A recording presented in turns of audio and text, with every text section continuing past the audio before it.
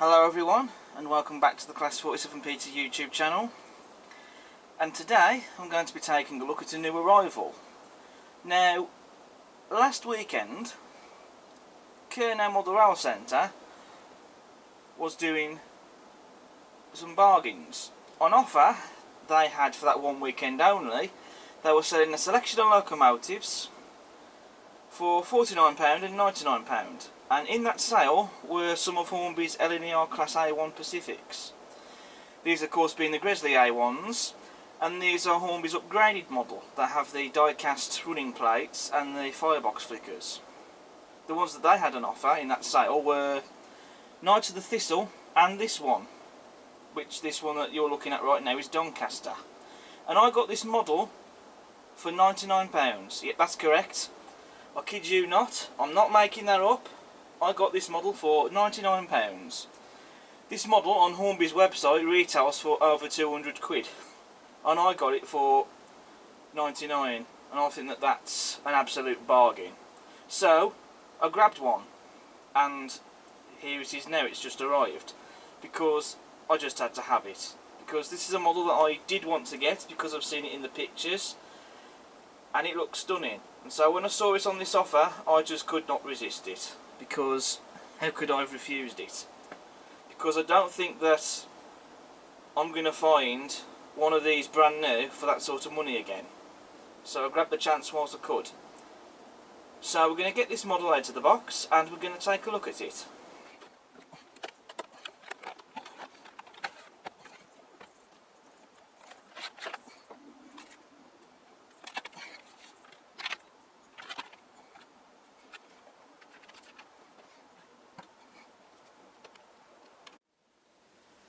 So here we have 2547 Doncaster out of the box and down on the layout. Now, I have got to be honest, for the most part the quality control was great, but there were other bits on it that weren't so great.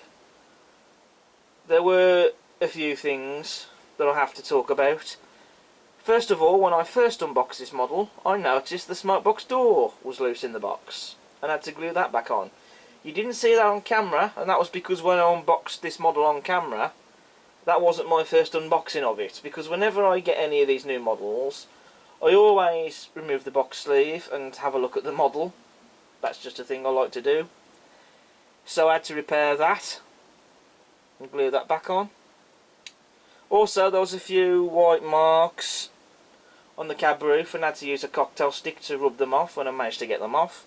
And the other thing was as well, one of these cab side windscreens, whatever they're called, you know, this little bit of glazing that sticks out on the cab sides in between these two cab windows, that was broken too, and it ended up eventually just breaking off altogether. But then I lost the parts for that, so I had to nick one of the windscreens off my A3 sandwich, and even doing that I managed to break it in two. But I glued it back together with a bit of super glue. The repair might not necessarily be 1000% perfect, but it's better than nothing. It does look better, I think, than what it did before. I suppose as to say out is better than nout.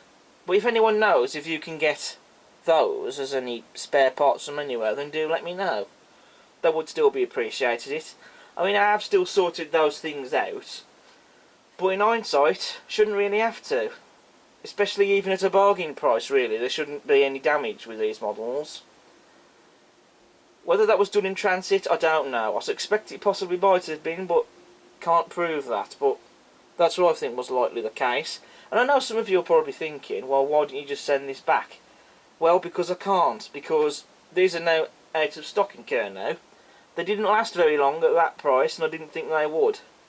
So even if I did send this back, I very likely probably wouldn't get a replacement. The only way I think I could get a replacement is certainly not for the price that I paid for this. I'd most likely be paying the full RRP of 252 quid. Right, first of all then, does this look like a Gresley and LNER A1 Pacific? Answer to that is yes. Everywhere I look at it, it looks like the real thing. I can't see anything that's been left off the on the model. All the details are present and correct. The shape and proportions are correct. So it's definitely an accurate model. Now to talk about the mechanism very quickly. Now again, as I've said this before, I'm not going to take the body off to show you this, because you've most likely seen the mechanisms fitted in these models before anyway. But this model is fitted with a 5-pole skew wound motor, and it runs perfectly in both directions. Again, of course, it is going to need running in, and of course it shall get running in, but it runs smoothly. You know, that's the important thing, I guess, really. You know, this model actually runs. I think if I got this model and it didn't work straight out of the box full stop, then I would be most gutted by that. At least those little quality control things that I sorted out earlier, at the end of the day, I suppose I'd rather have to sort something like that out than having to deal with a model that doesn't work altogether. And also, this model does indeed have a firebox flicker. You'll have to excuse the camera work, because I don't have any buffer stops for the model to run up to, and I don't have any rolling roads either.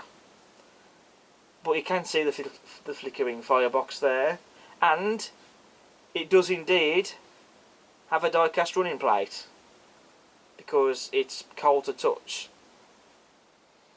Moving on to the detail now. So we have metal sprung buffers, as standard really. I don't have much care for sprung buffers, but they're there and fitted to the model. I mean, because you're never really going to be fiddling about with these buffers when it's running, only when the model is static, as it is now. But they're there, and you know, they are made out of metal, so the fact that they are metal buffers is still nice. You have a pre-fitted vacuum pipe. You can also see the guide irons there in the front of the bogie.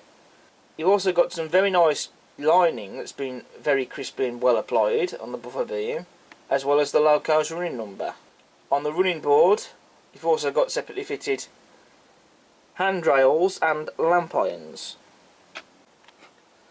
I've also zoomed in on the running plate, just so you can see the rivet detail on them. And I think that looks fantastic. It's always great to see the rivet detail. They've got the face correct as well for the locomotive.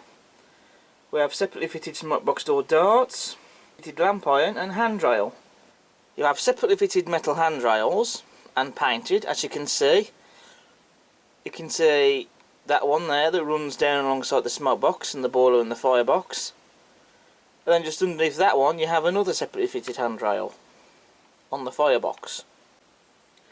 The cylinders are very nicely detailed, and I especially like how not only are they lined out, but also the cylinder heads have been painted in a silver colour, which I think, especially for this livery, that looks very nice indeed. As you can see, we have the nameplate on the wheel arch there, as you can see. Very nicely detailed, considering that's plastic and that's been printed onto that. You don't get extra nameplates supplied with this model, but I'm sure you can get them from somewhere.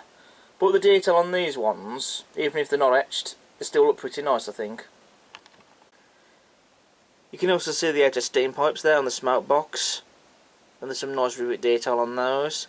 And you've got these other bits of detail on the running plate as well. And those have even been picked out and painted. You've got the washout plugs on the firebox, and just look at the detail even right down to the rear pony truck. The frames is all lined out. You've got the axle box and spring. Now, yes, it has got the rear pony truck. You do get a flanged one supplied in the accessory bag, although I believe that's only to be fitted either if you have generous curves or if it's to be for static display. Previously, Hornby said in the instruction manuals that it was only to be fitted for static display. I don't know how it would manage on more generous curves. I can't really find that out because I'm not lucky to have a layout that has more generous curves. So I have to have sharper radius, but not a lot they can do about that because there's got to be a compromise somewhere, really. But, you know, as long as I can have models like this and be able to run them, then I don't mind. Some people may not be a fan of the flanged rear pony wheels. But when you're looking at them like this, you do have to look really closely to tell that they're not touching the rails. You've also got this metal lever as well, of some description. And that is a metal part. That's not a plastic part that's been painted. That is made of metal.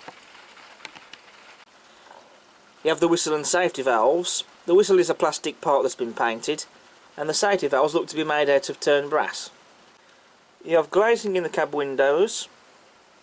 You can also see again those side windscreen shields. That's the one that I had to repair. Moving to the roof, that's not the most exciting part to look at, but you have got the rain strips on the roof, rivet detail, and the cab roof vents, which as you can see, they do open. The cab sides have some nice detail, as you can see, with the separately fitted handrails and the cab doors. You have a metal footplate, or foreplate, as it's also referred to. And just look at all the interior detail there on the back head. The gauges, the dials, the regulator and all that pipework and so on. It's all painted and looks just like the real thing. Moving to the front of the tender on the faceplate, you can see we have a fire iron holder there on the tender. There's also another one just behind the coal rail there. You've also got the handbrake there as well, and storage cabinets for the crew to keep various odds and ends in. Moving on to the tender, you can see we have separately fitted handrails, always nice to see, and you have the coal rail on top of the tender, which that's not moulded, that's a separate fitting. You can see we have the footsteps, both on the rear pony truck and on the tender. There's nice rivet detail in places on the tender frames. The frames are all lined out as well. You can see the axle boxes and springs there. Plus you've got the brake rigging as well. We do have a removable coal load in the tender.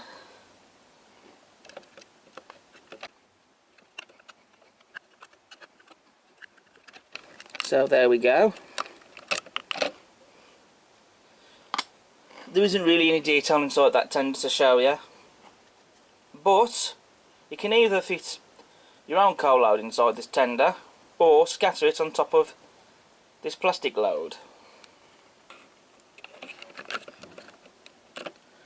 At some point I shall be fitting a real coal load into this, but for the moment I'm going to be leaving that in. We have the water filler cap there. Doesn't open on this model, but wouldn't expect it to, and it doesn't really need to either. You can see you've got those rings as well on the top. There's also some nice rivet detail as well around the filler cap. Might as well show you the rear of the tender. Again, we have a pre-fitted vacuum pipe. You can see we have slim tension lock NEM couplings. You have separately fitted lamp irons, and also again, just like on the loco, metal sprung buffers. So I think now moving on to the livery application. And I really do love the LNER apple green livery. I think it's probably one of the best liveries that there's out there. I have got some other LNER livery locos like this, as you know, but if I was going to get one of these for locomotives, it had to be in this livery. Whether it's this particular one, Doncaster, or even Knight of the Thistle, the liveries are, I think, absolutely stunning. I have got a Flying Scotsman super detail model, as you know, the American version, in this livery, and my other A3, Sandwich, is in BR green livery. So it's nice to have the Gresley A1, and it just had to be this livery, and this is the one that I wanted. I don't know why, but it just is. This doesn't have the smoke box door darts and hinges painted silver, like on Knight of the Thistle, so I think that's what was a bit different about this one, that those are not painted in that colour, they're left black, even though the artwork on the box for this particular one shows it to have been painted silver. So I suppose if you wanted to you could paint them yourself, but I think I'm going to leave it as it is, because it looks a bit different. And the livery is absolutely stunning itself, the way it's been applied. I think the green is correct. It all matches as well. There's no different shades anywhere on the model. And it's just been very neatly and superbly applied. There isn't any blemishes or imperfections anywhere. And I think what really sets this livery apart, I think, and what really lifts it, is the lining that you see on both the framework on this model, you know, the red lining, plus as well the white and black lining that you see on the wheel arches, on the wheels, boiler bands around the cab, and on the tender. And the lining, it's just absolutely superbly applied, and I think it looks absolutely gorgeous. They've also got the style of the numerals and font correct as well, and they've been crisply and neatly applied, and I think the printing on this is second to none really, the way it's been done. And I just love the embossing on the detail of the printing as well on those. It just looks absolutely fantastic. And just spinning the loco around to the other side just so that we can admire all the detail on it. And on this side you can see we have the steam piping running under the handrail there, which this does look to be slightly bent, as you can see, but to be honest with you, I can live with that, because again I can't really return it, and also they wouldn't have stayed dead straight in reality anyway. I have seen pictures of them looking a bit bent. The only way I'd return this in any circumstances really, if the bent handrails were a lot worse than what it is here. That slight kink in that, I can live with that. Other detail differences, you've got the lubricator boxes and you've got the reversing lever. But aside from those though, the rest of the detail remains the same. So here we have the bag of accessories. Now these bits are optional, you don't have to fit them, but I shall be fitting some of these myself. But at the end of the day it's up to you whether you fit them or not. In there we have the flanged wheel that I talked about earlier. You have the brake rigging, that's to fit under the loco. You've got the footsteps, screw link coupling and drain cocks. Those bits of detail I shall be adding to the model. So that's all the detail pretty much covered, or at least most of it, on this model. I think I've pretty much exhausted all the detail that this model has. So what we're going to do now is we're going to get a running session going. So I will get this model running with, I think, the teak coaches. I think that will look quite superb. And I think what I'll also do as well is get one of my other A3s running. So we'll have a Gresley A1 and an A3 together. I'm thinking possibly Flying Scotsman, but I might decide to get Sandwich out, we'll see. But anyway, let's get on to the running session. So I'll see you in a bit.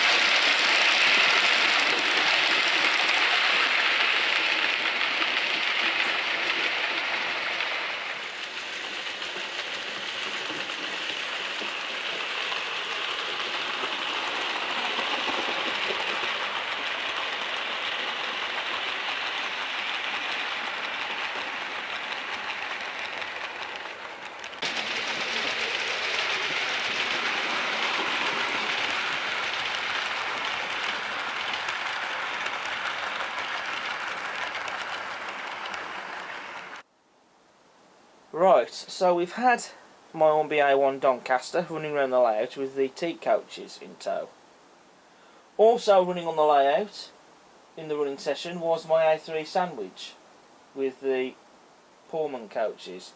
I don't think that that particular loco has ran since the layout has been rebuilt. So I thought it was only fair for it to give it a run, because that one hasn't been run in a while. Now, what are my thoughts and conclusions on Hornby's upgraded Gresley LNER A1 Pacific?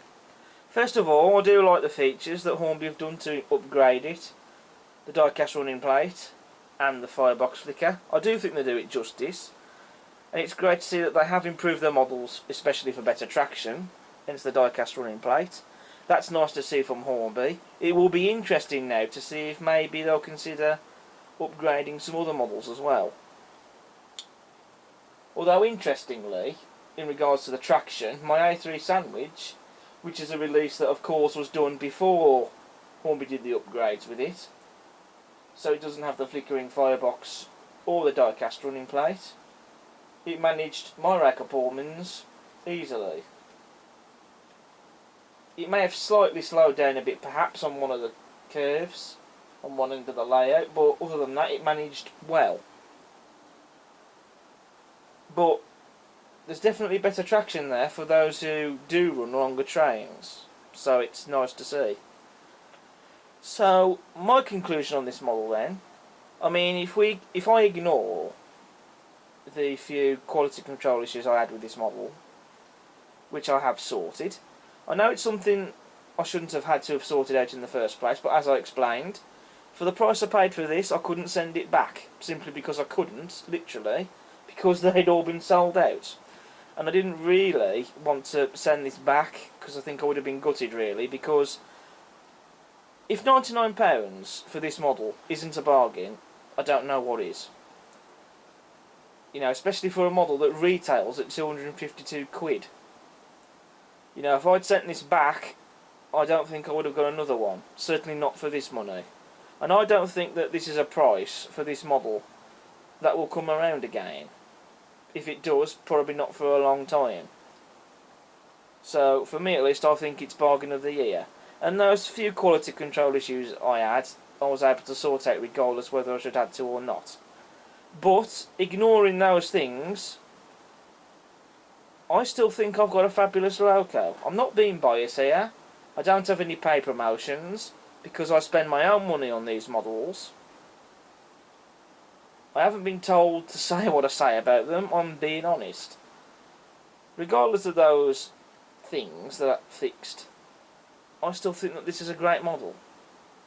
Especially that they've now sorted those issues, especially when you're looking at it like here on the layout right now, or even if it's running on the layout, as you saw just now. I think it's an absolute stunner. Make of it what you will, I suppose. But for me, I think it's a cracker. And I think that if you are into your LNER locomotives, then this is definitely a must-have. So for my conclusion, I'd recommend it. If you are willing to spend over 200 quid, just over at least, on this model, then, you know, go for it, if that's what you want to do. Or, if you are still able, and happen to come across by chance any of these going for bargain prices,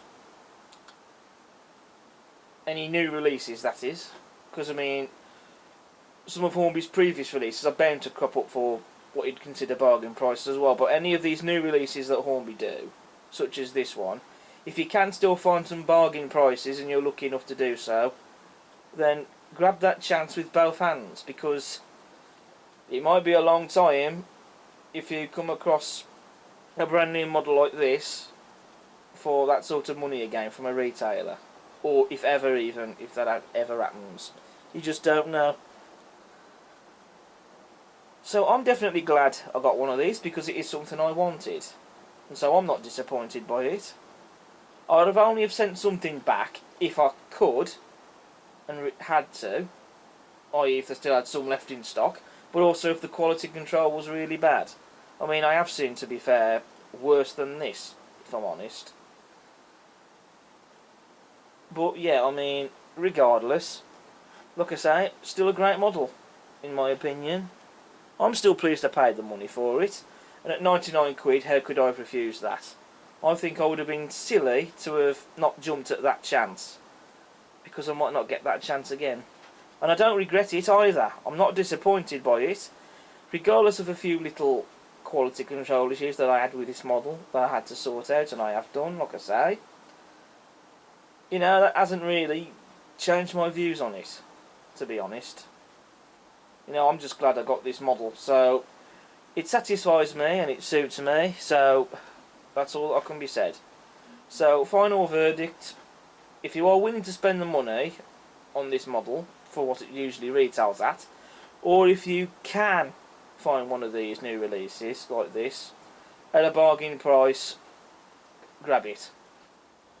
So that brings me to the end of my review for Hornby's Gresley LNER A1 Pacific 2547 Doncaster. Thank you so much for watching this video, and I hope you have enjoyed it. If you like what you see, then please do subscribe to the channel. It doesn't cost you anything. Smash that like button, and also, do you own one of these locos? If so, which one do you own, and what are your thoughts on it? Do feel free as always to leave a comment. But as ever, thank you for watching, and I'll see you again next time. But until then, it's a goodbye from me, and take care. Bye for now.